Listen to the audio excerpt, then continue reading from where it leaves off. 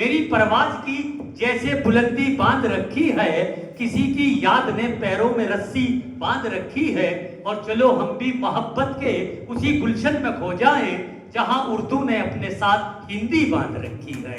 जोरदार तालियों के साथ जतिंदर वशिष्ठ जी जो सोनीपत से आए हैं उनका स्वागत कीजिए, इस्तकबाल कीजिए।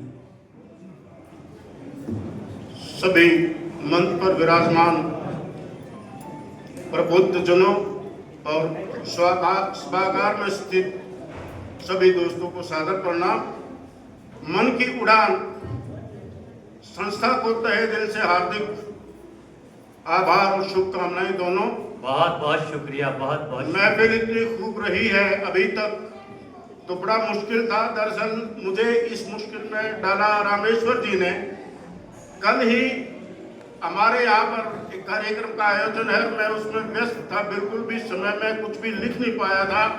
रात को मैंने इनको फोन किया, इन्होंने कहा कि मुझे नहीं पता, आना ही पड़ेगा। सही बात है। तो जो भी रचना रास्ते में आते हुए बन पड़ी है वो आपको समर्पित करता हूँ। और जिस तरह की महफिल अभी चल रही है उसी विषय के अंदर बांधते हुए लेकिन कुछ नए अंदाज में मैं प्रस्तुत करने की कोशिश करता हूँ कि जिन बच्चों की शुरुआत इस बात से करता हूँ कि जब बच्चे की माँ नहीं होती तो उसके एहसास कैसे होते हैं जी। कि जिन बच्चों के बचपन में माँ नहीं होती है। अच्छा, जिन बच्चों के बचपन में माँ नहीं होती है उनकी जवानी भी कभी जवान नहीं होती है।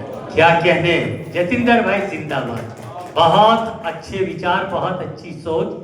क्या कहने, जिन बच्चों के बचपन में माँ नहीं होती है उनकी जवानी भी कभी जमा नहीं होती है। आंचल के एक टुकड़े में शजर की छांव दिखाई देती है, उनको अपने माशूक में भी माँ दिखाई देती है।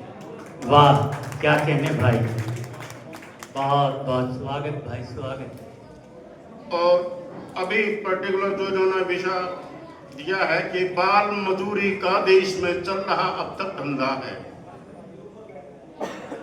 इस पे कटाक्ष, क्योंकि कानून तो बनाए गए रामेश्वर जी, जी जी, लेकिन उनका इम्प्लीमेंटेशन नहीं है। और उसमें हम भी मतलब नेता लोग भी, क्योंकि बाल मजदूरी करवाने वालों को वो सुरक्षा प्रदान करते हैं, वो सपोर्ट करते हैं। अगर वो ना करें और कानून सख्ती से लागू हो तो कोई वजह नहीं कि बाल मजदूरी को रोका ना जा सके। कि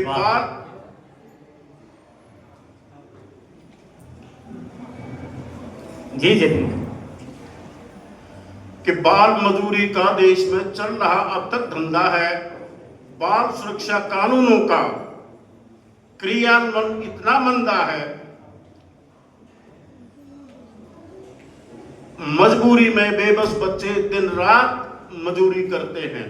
वाह, मजबूरी में बेबस बच्चे दिन रात मजदूरी करते हैं। नहीं कपड़े इनके, नहीं तन पर फिर भी कपड़े, धूप में नंगे तपते हैं। वाह, क्या कहने, धूप में नंगे तपते हैं। इनके अंतस की पीड़ा की सुनो, अरे चित्कार सुनो। इनके अंतस की पीड़ा की सुनो, अरे चित्कार सुनो। बाल मजदूरी कराने वालों है तुम्हें धिक्कार सुनो। वाह, क्यों तुम्हें मूक वेदना की चीख नहीं सुनाई देती? क्या कहने, वाह, क्यों तुम्हें मूक नहीं चीख सुनाई देती? मूक वेदना की तुम्हें क्यों चीख नहीं सुनाई देती? भूखे पेट में अंतड़ियों की सिकुड़न नहीं दिखाई देती? देखो रे इनके नन्हे होठों की सिसकी देखो।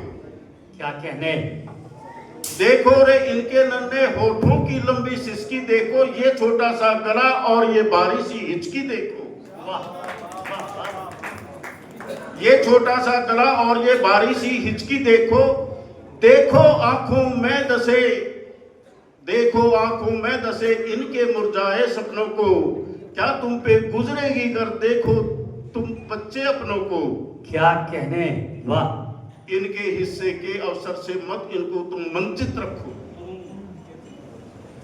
इनके हिस्से के अवसर से मत इनको तुम वंचित रखो चित रखो और इनके मनोभावना को मत इतना कुंठित रखो।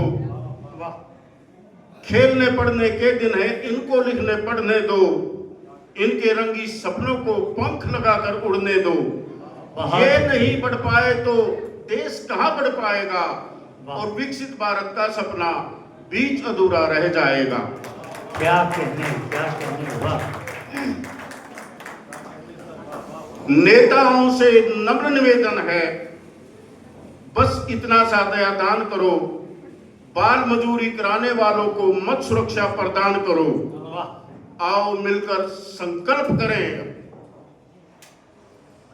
आओ मिलकर संकल्प करें, हम घर घर ध्वज फहराएंगे और बाल मजूरी खत्म करके देश को विश्व गुरु बनाएंगे। देश को विश्व बहुत अच्छे, बहुत अच्छे, बहुत अच्छे, बहुत बहुत बधाई, बहुत खूब। क्या कहते जतिंदर साहब, जिंदाबाद। आइए दोस्तों, पवन शर्मा एक ऐसा नाम स्टेज पर